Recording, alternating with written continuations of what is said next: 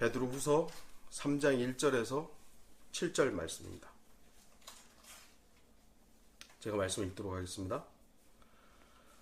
사랑하는 자들아, 이제 내가 이 두 번째 편지를 너희에게 쓰는 것은 이 편지들로 말미암아 너희로 기억나게 하려 너희의 순수한 생각을 일깨워 주려 함이니, 그리하여 거룩한 선지자들이 미리 전한 말씀들과 주 곧 구주의 사도들인 우리에게 주신 계명을 생각나게 하려는 것이라.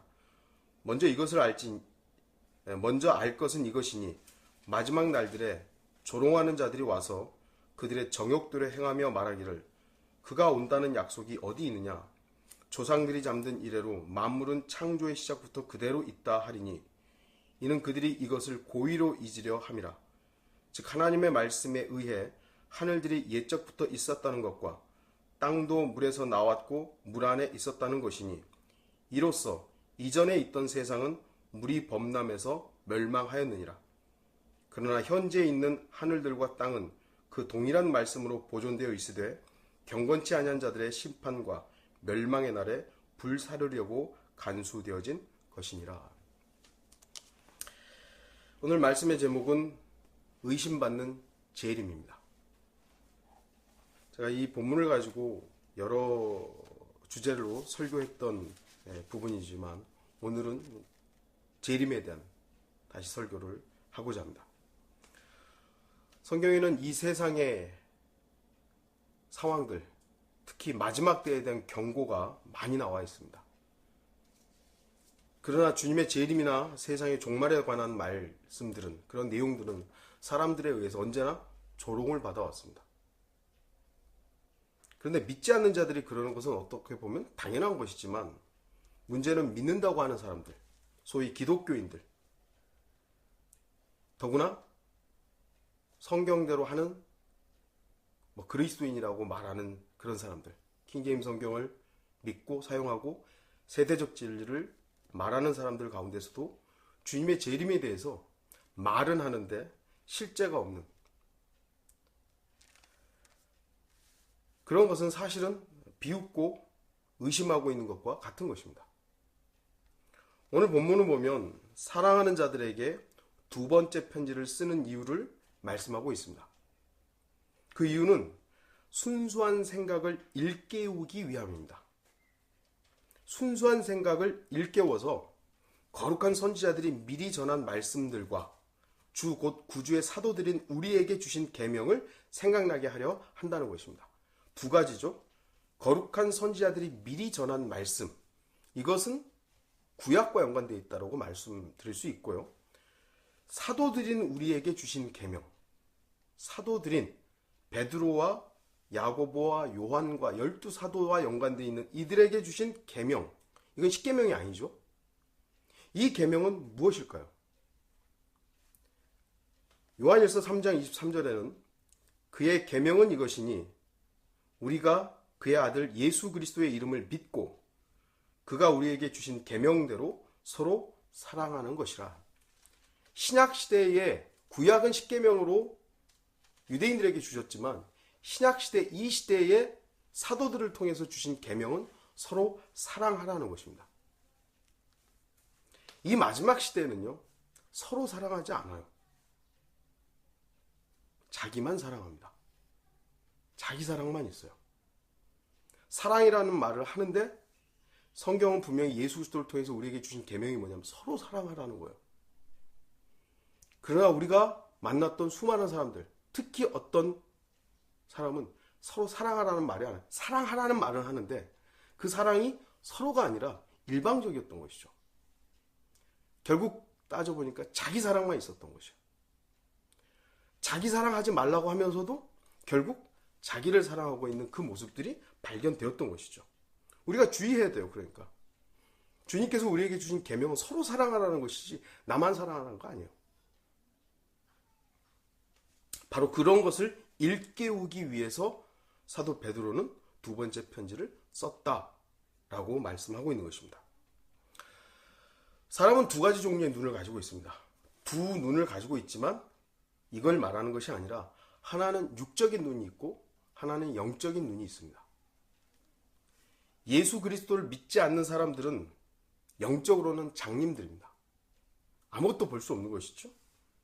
우리도 전에는, 구원받기 전에는 우리가 어디서 와서 어디로 가는지 전혀 알지 못했던 사람들입니다. 대부분의 사람들은 죽는다는 사실을 알지만 그 뒤에 뭐가 있는지를 못 봐요. 왜요? 영적인 눈이 가려져 있기 때문에. 장님이기 때문이죠. 그러나 우리가 예수 그리스도를 믿고 거듭남으로 영적인 눈을 뜨게 된 겁니다. 영적인 눈을 뜨지 못한 사람들은 자신이 죽어서 어디로 가는지 몰라요. 그냥 막연히 좋은 데 갈 거다고. 막연하죠. 자기가 사랑했던 사람이 죽으면 좋은 데 갔을 거라고. 또한 영적인 눈이 감겨져 있는 사람들, 영적 장님들은 앞으로 어떤 일들이 일어날지 전혀 알지 못합니다. 관심이 없죠. 그냥 자기 일만, 자기에게 어떤 일들이 발생할 것인가에 대해서만 관심이 있지 성경이 무엇을 말씀하고 있느냐에 대해서는 관심이 없어요. 그러니까 주님의 재림을 기다린다고 말은 하지만 실제로는 자기를 위해서 사는 것이죠. 그래서 우리 그리스도인들이 영적인 이야기를 한다 하더라도 세상 사람들은, 또 자기 사랑하는 사람들은 영적 장님으로서 주님의 그 영적인 이야기들에 대해서 전혀 이해하지 못하게 되는 것입니다. 제가 오늘 말씀드리고 싶은 부분은 믿는다고 말하는 사람들, 소위 기독교인들이 그렇다는 겁니다. 믿지 않는 사람들에 대해서는 제가 뭐 얘기할 게 없잖아요. 그러나 기독교인이라고 말하고 자신을 거듭난 그리스도인이라고 말하는 사람들이 바로 재림에 대해서 믿지 않는다는 것이죠. 말은 하는데. 영적 눈을 떴다고 하는 사람들이 순수한 생각을 잃어버림으로 인해서 결과적으로 세상에 조롱하는 자들과 눈먼 자들처럼 살고 주님의 재림을 아주 먼 이야기로 여기고 있다는 그 부분을 말씀드리고자 하는 것입니다. 초기의 그리스도인들, 사도행전 초기에 나와 있던 그리스도인들은 예수 그리스도의 재림을 아주 임박하게 생각했습니다. 주님께서 올라가시면서 곧 오신다 그러니까 자신들이 살아있는 그때 오실 거라고 믿었던 것이죠. 그래서 주님을 위해 살고자 하는 그 순수한 생각과 마음이 가득 찼던 것입니다. 그래서 세상에 굴복하지 않았어요. 로마 제국에 굴복하지 않았습니다. 로마 제국에 대해서, 카이사에 대해서 대항했던 것이고 목숨을 내놓고 싸웠던 것이죠. 그런데 1년이 지나고 2년이 지나고 수십 년이 지나도 오시지 않게 됐던 것입니다. 지금이야 우리가 시대 세대적 경륜을 보니까 주님의 6,000년 체계, 7,000년 체계 이걸 아니까 그때는 오시는 게 아니야 라고 말할 수 있지만 그 초대교회 그 성도들은 그런 것을 세대적 진리를 잘 알지 못했던 상황에서 그들은 그저 우리의 세대에 오실 거라고 믿고 있었던 것이죠. 근데 이게 자꾸 늦춰지는 거예요. 10년, 20년. 그러자 왠지 모르는 나태함이 슬그머니 생겨났던 것입니다. 혹시 안 오는 거 아니야? 시간이 흐르고 차츰차츰 많은 그리스도인들이 자신의 시대에는 오시지 않을지도 모른다는 생각이 자리 잡게 됐던 겁니다. 그러면서 자신의 즐거움을 찾아야 한다는 생각들이 마음에 자리 잡았던 것입니다. 그리고 오히려 기독교인이라는 사람들의 입에서 주님 온다 그러는데 언제 와? 이렇게 기다리는데 안 오시잖아. 라고 하면서 의문을 품고 조롱하는, 심지어는 조롱하는 자들까지 생겨났던 것입니다. 그러나 사도 베드로가 이 두 번째 편지를 쓴 것은 너희로 기억나게 함으로 선지자들이 미리 전한 말씀들, 주의 사도들은 우리에게 준 계명들을 생각나게 하려는 것임을 말씀하고 있는 것입니다. 사도 베드로가 살았던 그 시대에 이미 예수 그리스도의 재림에 대해서 주님은 분명히 약속하고 가셨는데 조롱하는 자들이 생긴 거예요. 사도 베드로는 다시 이것을 말씀하고 있는 것이죠. 주님의 다시 오심에 대한 위로의 말과 사랑의 실천 없이 자기만 사랑하는, 자기의 즐거움만 살고 있었기 때문에 사도 베드로는 두 번째 편지를 쓰면서 주님의 재림은 확고하다는 것을 다시 일깨워주고 있었던 것입니다. 그런데 이 편지를 쓴 지가 2000년이 지났습니다. 베드로는 2000년 전에 주님의 오심에 대해서 다시 경각심을 일깨우기 위해서 이 편지를 썼는데, 그리고 이 편지는 2000년이 지난 지금도 읽혀지고 있는데, 많은 사람들은 재림에 대해서 말은 하고 있지만 실제가 되어가지를 못하게 된 것입니다. 그래서 그런 의미에서 이 말씀은 다시 우리에게 일깨움이 되어야 하는 말씀이 되는 것입니다. 주님께서 언제 오시죠? 언제 오십니까? 예, 대구 지역의 어떤 분은 5월 14일에 휴거된다고 했다가 그게 안 되자 그래도 사과 영상을 만들어서 내보냈더라고요. 그래도 그 형제는 나름 정직한 거예요. 예, 본인이 5월 14일 날 휴거된다라고 얘기를 했다가 그게 안 되니까, 불발이 되니까 그래도 자기가 뭐 실수했다, 뭐 그런 식으로 사과 영상을 만들어서 했더라고요. 정직한 거죠. 자기가 잘못을 시인한 것인가. 그러나 정작 유독 재림과 휴거를 강조했던 어떤 목사, 자신이 제시한 시기가 여러 차례 지났는데도 불구하고 단 한 번의 사고조차 없어요. 작년에도 말했다가 안 됐고, 올해도 뭐 한번 제시했다가 뭐라고 막 또 이유를 하더니 내년이라고 또 얘기했다가, 또 어떤 형제 자매에게는 2020년을 또 얘기했다가 계속 지나버린 것이죠. 계속 슬그머니 침묵해버리는 거예요. 그럼에도 저 같은 어리석은 사람들은 질문조차 못하는 것이죠. 왜 목사님 이렇게 얘기했는데 안 와요? 그 목사에게 종속되어 버린 겁니다. 하나님의 말씀으로 우리는 언제 주님이 오시는지 분명히 알아요. 곧 오신다는 건 분명히 알아요. 그러나 그 때와 시기에 대해서는 아버지만 아시는 거예요. 내년이라고 우리가 어떻게 정해요? 올해라고 우리가 올해 되었으면 감사하죠. 내년 되면 더 감사하고, 항상 우리는 주님의 오심에 대해서 감사할 수밖에 없어요. 그러나 그 시기를 정해놓고 왜 세상에서 저금하면서 하냐고, 다 바치라고. 어리석은 사람들이 저와 여러분들이 속았던 것이죠. 마태복음 14장 36절에 그러나 그 날과 시간에 관해서는 아무도 모르나니 심지어는 하늘의 천사들도 모르고 오직 나의 아버지만 아시느니라.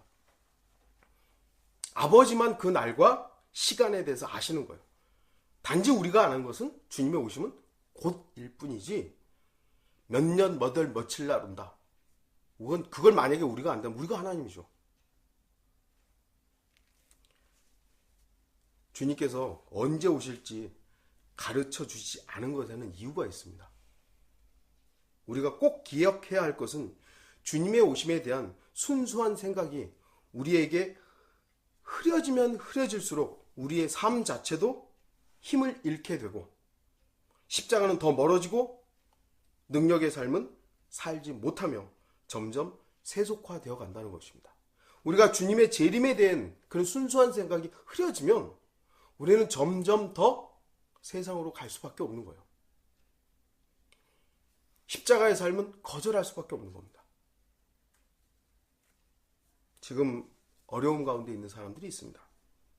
고난이 있고 역경이 있고 억울함 가운데 있는 사람들이 있습니다. 그들에게 가장 필요한 건 뭘까요? 고난이 없어지는 것? 역경이 해결되는 것? 억울함이 해소되는 것? 그건 우리 기준이고요. 우리 기준이고. 가장 필요한 것은 주님의 오심이에요. 다시 오심이에요. 물론 우리의 억울함을 해소하기 위해서 주님이 오시는 건 아니지만, 이 억울함을 이 고난과 이 역경들을 도대체 누가 알아주겠어요? 주님께서 오셔서 우리가 하늘로 올라가게 될 것이라는 그 소망이 우리로 하여금 그리스도인의 삶을 지속시켜 주는 겁니다. 우리가 이 땅에서 믿음의 생활을 어떻게 하는 거예요, 도대체? 나를 근거로 할 수 없잖아요. 나라는 존재는 아침 저녁으로 바뀌어요. 감정도 바뀌고, 또 주님을 누리는 것 같은데도 못 누리는 것 같고, 세상을 사랑하는 것 같기도 하고 안 하는 것 같기도 하고, 내 안에는 너무나 많은 것들이 부글부글 끌어올리는 용암처럼 이쪽으로 갔다 저쪽으로 갔다. 오직 주님만이 우리의 삶을 보장해 주시고 우리의 삶을 지속해 주시는 것이요. 그래서 우리는 주님만 소망하면서 살아가는 것이죠. 반면 주님의 재림이 우리 마음속에서 흐려지면 흐려질수록 우리의 믿음은 나태해지고 미지근한 삶을 살 수밖에 없는 겁니다. 여러분, 주님을 뜨겁게 사랑하시고 뜨겁게 섬기세요?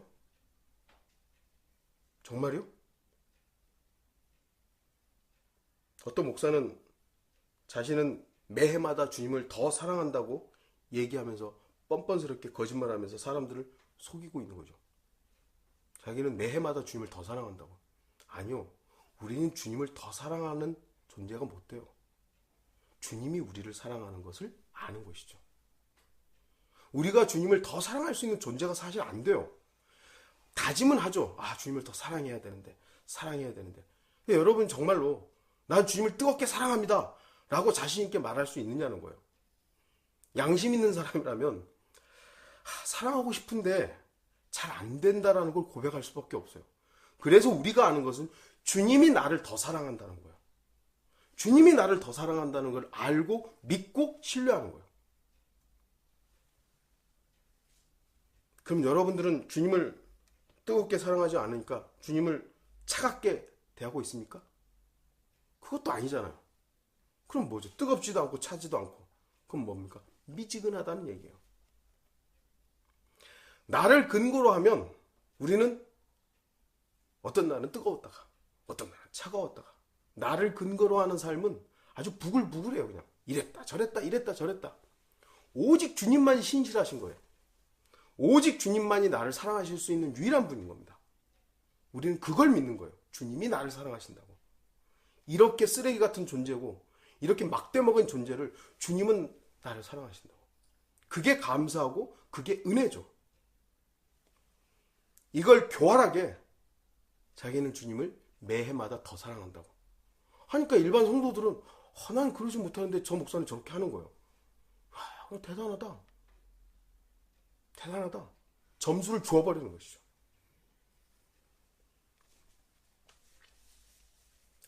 요한계시록의 마지막 교회 특징이 뭐였습니까? 요한계시록 3장 15절 16절 내가 내 행위를 아노니 내가 차지도 아니하고 덥지도 아니하도다. 나는 내가 차든지 덥든지 하기를 원하노라.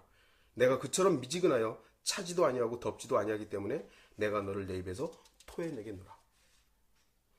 나를 근거로 살 때는 우리는 미지근할 수밖에 없어요. 세상을 사랑하는 것 같지는 않은데 그렇다고 세상에서 완전히 분리된 삶을 사는 것 같지도 않고 주님을 사랑하는 것 같은데 내 모든 것을 들여서 사랑하느냐 물어봤을 때 또 그런 것 같지는 않고 우리 자신을 근거로 해서는 뭐 딱히 이렇다 저렇다 말하기가 참으로 부끄러운 거예요. 아까도 말씀드렸지만 주님만 나를 더 사랑합니다. 주님만 나에게 보장이 되시고 안전이 되십니다. 그걸 떠나버려서는 안 되는 것이죠. 주님께서는 마가복음 13장 5절에서 10절, 누가복음 21장 34절에서 36절 통해서 마지막 날들에 대해서 경고하셨습니다. 바로 그 마지막 날들이 덫과 같이 임할 것이라고 말씀합니다. 갑자기 임한다 이거죠. 예상하지 못하는 순간 날 덮치는 것이고 예상하지 못하는 어떤 환경에서 주님께서 오신다 이겁니다.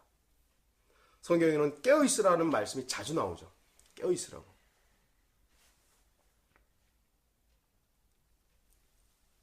왜 그럴까요? 왜 주님은 깨어있으라고 하셨을까요? 왜냐하면 그날이 어떤 의미에서 갑자기 전혀 예상하지 못하던 지식으로는 주님의 오심을 생각을 했는데 삶으로는 그렇게 살지 못했던 아차하는 순간 온다는 거예요. 제가 오늘 아침에 어떤 좀 글을 읽었는데 그리스도인은 아멘을 입으로 하는 것이 아니라 삶으로 해야 된다 라는 글을 봤어요. 많은 사람들이 설교를 듣고 성경을 보면서 아멘, 아멘 해요. 입으로는 하는데 과연 그의 삶이 주 예수 그리스도의 재림을 기다리는 삶인가? 덫이라고 표현을 합니다. 주님의 다시 오심에 대해서 덫이라고 얘기해요. 이 덫은 뭡니까? 부정적인 거예요. 부정적인 거. 그러니까 원수 마귀가 덫을 이용하는 거죠. 그런데 그건 역시 하나님께서 마귀에게 허락하신 것이기 때문에 주님께서는 덫이라고 표현하는 겁니다. 덫은 무언가를 잡아서 뭐라 그러죠? 죽이기 위해서 있는 거예요. 사탄도 이 마지막 때를 이용하는 겁니다.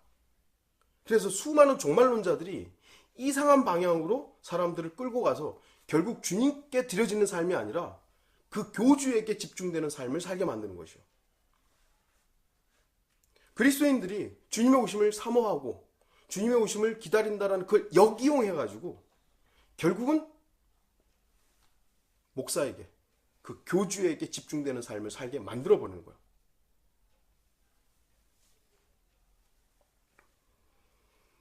이 세상의 방탕함과 술 취함과 생활의 염려로 마음이 둔화해져서 주님의 오심이 언제쯤인지 전혀 알지 못하다가 그날이 뜻밖의 덫같이 임하게 된다는 겁니다. 저 역시 오랫동안 주님의 다시 오심을 기다리는 사람 중에 하나입니다. 20대 후반부터 20대 중반에 구원받고 나서 20대 후반부터 말씀을 알고 주님의 재림에 대해서 기다렸는데 거의 20여 년이 됐어요. 조금은 어떨 때는 서운하고 섭섭하고 왜 이렇게 안 오시는가 이런 마음이 있을 때가 있어요. 그러나 주님께서는 결코 오시지 않는 게 아닙니다. 반드시 다시 오십니다. 왜냐하면 나를 구원하신 지옥의 저주로부터 구원하신 그분이 이게 사실이잖아요. 여러분을 구원하셨다는 그게 사실이잖아요. 그게 만약에 거짓말이라면 다시 오신다는 것도 거짓말이에요. 근데 그분이 나를 구원하신 그분이 다시 오시겠다고 약속하셨기 때문에 이것은 거짓말일 수가 없는 거예요. 반드시 오시는 거예요. 구약 성경에 보면 주님께서는 이 땅에 오실 것이라는 예언이 많이 있습니다. 심지어는 태어날 장소, 어디에서 살게 될 것인가, 어떤 일들을 할 것인가, 어떤 모습으로 오실 것인가. 800가지 정도의 예언이 있고 초림에 관한 예언이 300가지 정도고 재림에 관한 예언이 500가지 정도가 주님의 오심에 대해서, 메시아의 오심에 대해서 얘기했던 겁니다. 그래서 이스라엘 백성들은 계속해서 메시아를 기다렸던 겁니다. 메시아. 그들의 소망이 오늘날 우리처럼 계속해서 메시아를 기다리는 삶이었어요. 메시아가 언제 오는가? 우리의 왕이 언제 오는가? 그런데 여러분도 알다시피 신약 성경에 메시아가 이 땅에 오셨는데 과연 몇 명이나 메시아를 알아봤습니까? 이스라엘 백성은요, 누구나 메시아를 기다리는 사람들이었어요. 로마 제국의 속박으로부터 메시아가 우리를 해방시켜 줄 거야. 왜냐하면 그것이 구약 성경에 약속된 있는 내용이니까요. 그들은 분명하게 메시아를 간절히 기다렸습니다. 그런데 어느 날 덫과 같이 베들레헴에 메시아가 태어난 겁니다. 그러나 사람들은 메시아를 알아보지 않았어요. 주님께서 말씀하셨던 것처럼 메시아를 기다린다고 말하는 사람들은 너무나 많고 이스라엘 백성들은 다 메시아를 기다린다고 했지만 시집가고 장가고 자기 유익을 위해서 서심없이 거짓말하고 자기 선을 추구하고 자기 옳음을 주장하면서, 그리고 종교 지도자들은 가장 종교적으로 굳건한 위치에 있었던 겁니다. 그들은 메시아가 오는 것이 반갑지 않았어요. 왜냐하면 자기들의 위치가 빼앗길까 봐. 메시아가 온다는 사실은 알았어요. 내용은 알았지만 오는 게 반갑지 않아요. 그래서 그들은 자기 생활에 빠져서 메시아가 오심을 외면했던 겁니다. 다시 말씀드리지만 메시아가 온다는 지식은 있었지만 그들은 실제로는 메시아를 기대하지 않았던 겁니다. 우리는 어떻습니까? 소위 말해서 킹제임스 성경을 믿고 세대적 진리를 아는 사람들 중에 재림을 모르는 사람이 어디 있어요? 재림 다 얘기해요. 전천년주의를 말하는 사람들 다 재림 기다린다고 주님 오셔야 된다고 말은 해요. 왜 그게 실제냐는 거죠. 실제냐.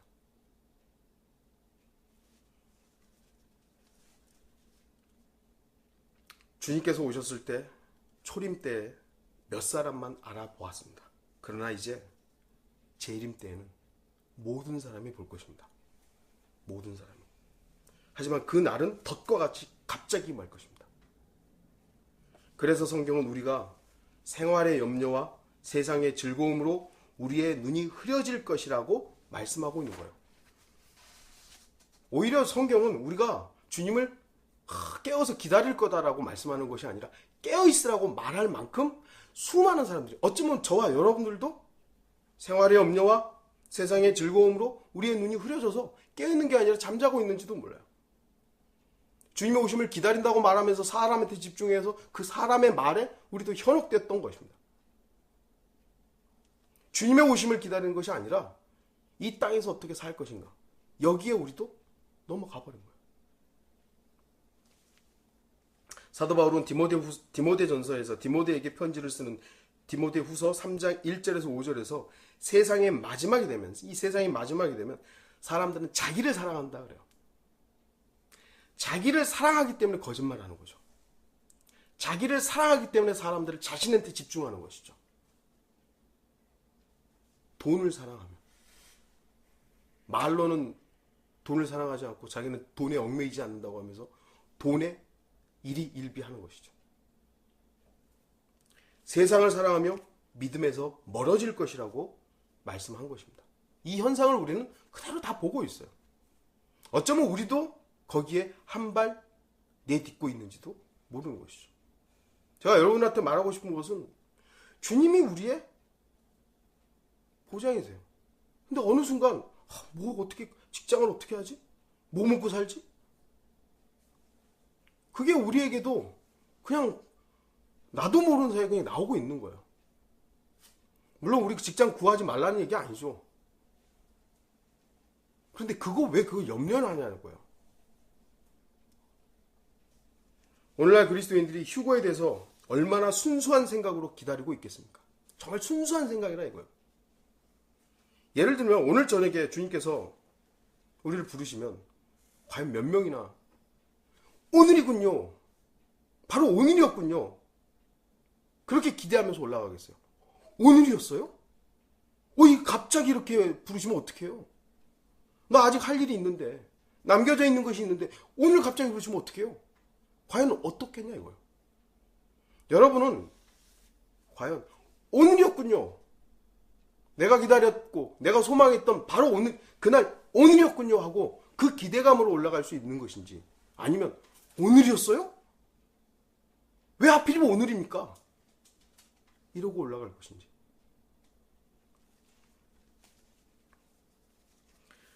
우리의 영적 눈이 열려 있다면 지금 이 시대가 어떤 시대인지 알아봐야 합니다. 지금 이 시대의 흐름을 보면 주님의 재림이 얼마나 가까운지를 알 수 있습니다. 우리가 이스라엘과 연관되어 있고 유대인들이 어떻게 하고 미국의 트럼프가 뭘 얘기하고 그런 건 다 재림의 전조들은 맞아요. 그런데 그거보다 더 중요한 것은 나라는 존재예요. 나라는 사람이 주님의 오심을 왜 이렇게 기대한다라고 말함에도 불구하고 흐리멍텅해지냐 이거예요. 이걸 보니까 진짜 주님의 오심이 가깝구나예요. 영적으로 눈이 감겨있는 사람들은 전혀 주님의 오심에 대해서 말은 하지만 감각이 없는 겁니다. 이 시대에는 주님이 오시지 않는 것처럼 살고 있어요. 하지만 중요한 것은 성경을 믿는 그리스도인이라고 하는 사람들이 순수한 생각, 그 생각으로 주님의 오심을 기억하고 깨어 있어야 하는 것입니다. 지금은 순수한 생각, 순수한 마음으로 주의 재림을 갈망하며 준비하는 사람들이 조롱받는 시대예요. 근데 생각을 해보세요. 순수한 생각이라고 그랬잖아요. 우리의 생각이 순수합니까? 그렇게 생각하세요?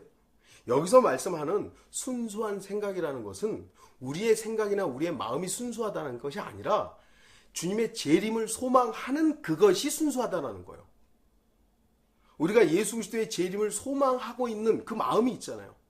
그 마음이 순수하다는 것이죠. 그래서 그 순수한 마음으로 주님의 오심을 기다리는 것이지 우리가 순수한 게 아니에요. 우리가 순수한 생각을 하나요? 얼마나? 우리의 마음이 순수한가요?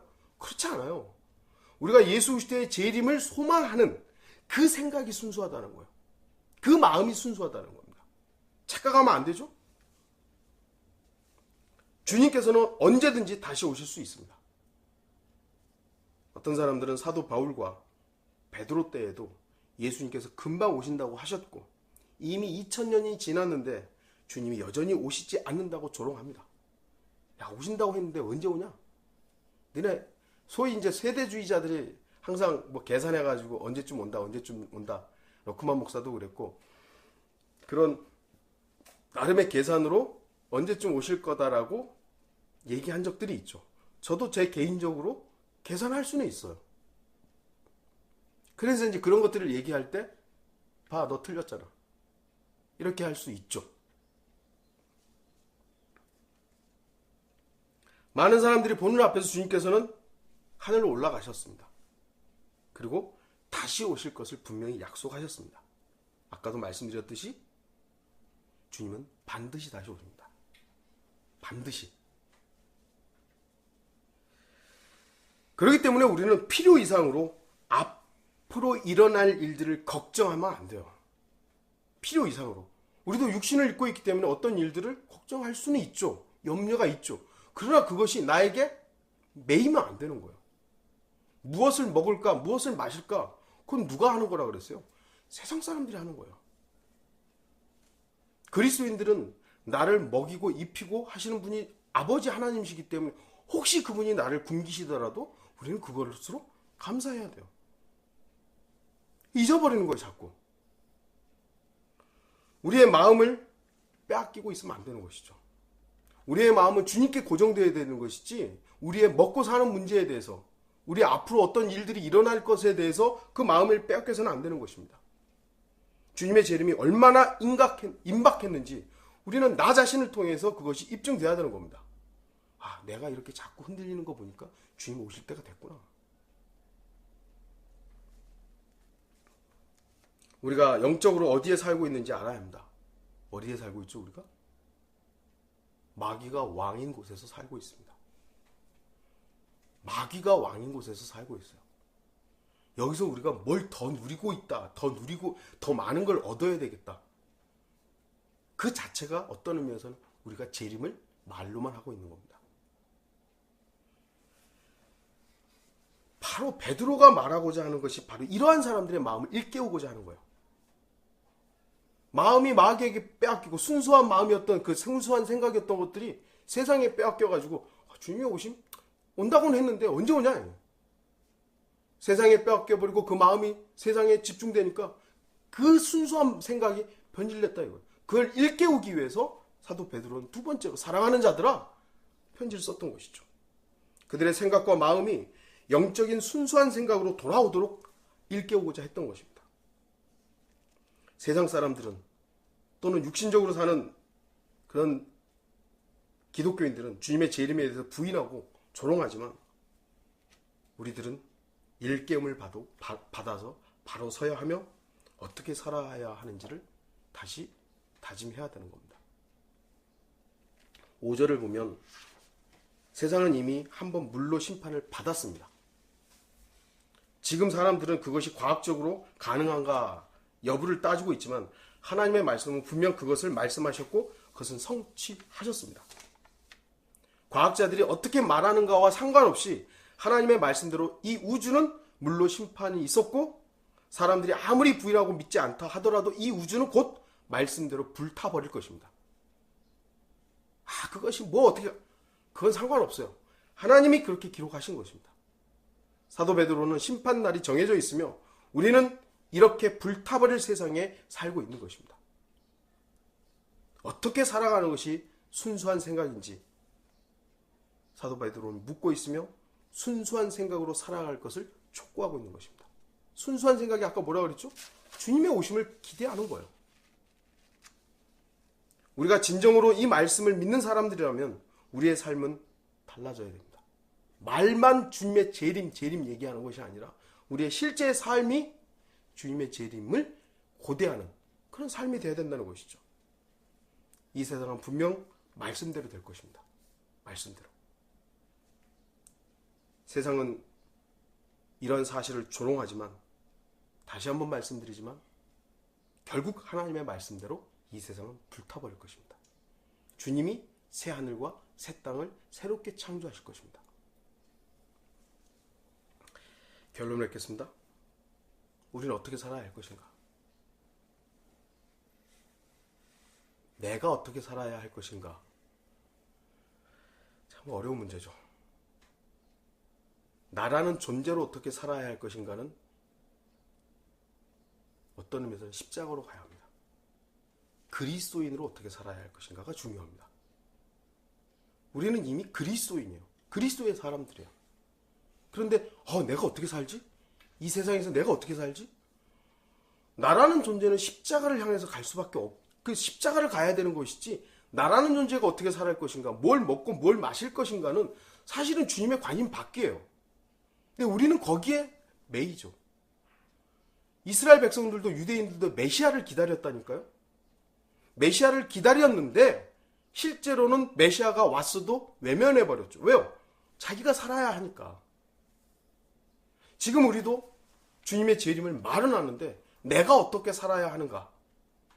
은퇴 후에 뭘 해야 될까? 노후 보장은 뭘 해야 될까? 이거 계획 세우고 있다면 그 사람은 지식만 주님을 오심을 기다리는 거예요. 실제는 없는 겁니다. 내가 어떻게 살아야 할 것인가? 중요하지 않습니다. 그리스도인으로 어떻게 살아야 할 것인가? 주님께서는 조심하라고 말씀하셨습니다. 저 역시 조심하라고 설교했음에도 불구하고 속았습니다. 그만큼 사탄은 주님이 우리의 생각을 초월하시지만 그만큼 사탄도 교묘한 겁니다. 치밀하고, 우리가 주님으로부터 조그만 한눈을 팔면 주님과 가장 유사한 적그리스도를 주님으로 만들어버리는 거예요. 예수 그리스도께서 말씀을 이용했듯이 사탄도 말을 이용하는 겁니다. 그래서 사람을 속이는 것이죠.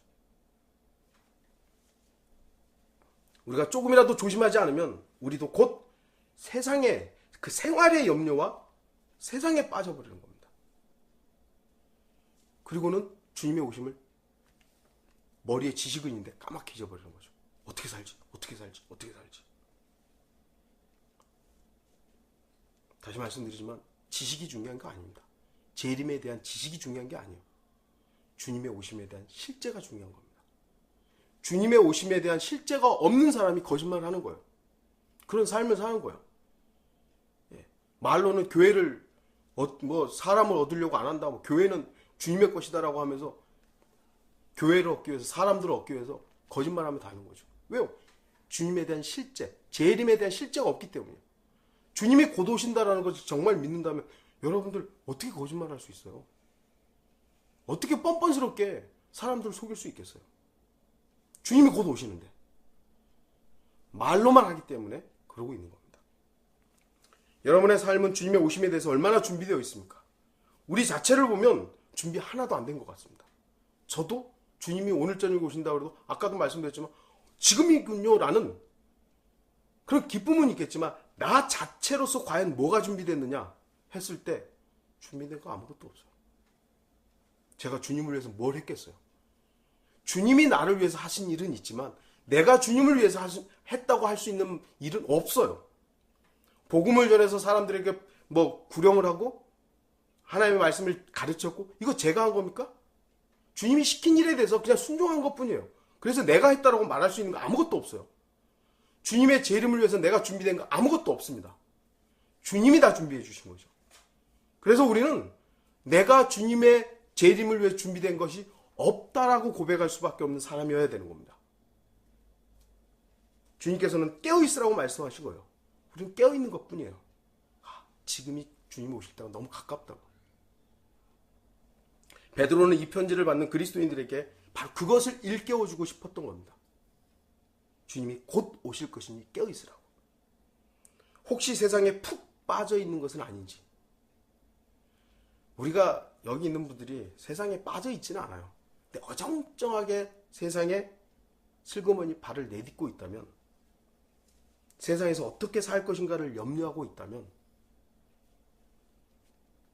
주님의 말씀, 오늘 본문의 말씀을 다시 기억해야 됩니다.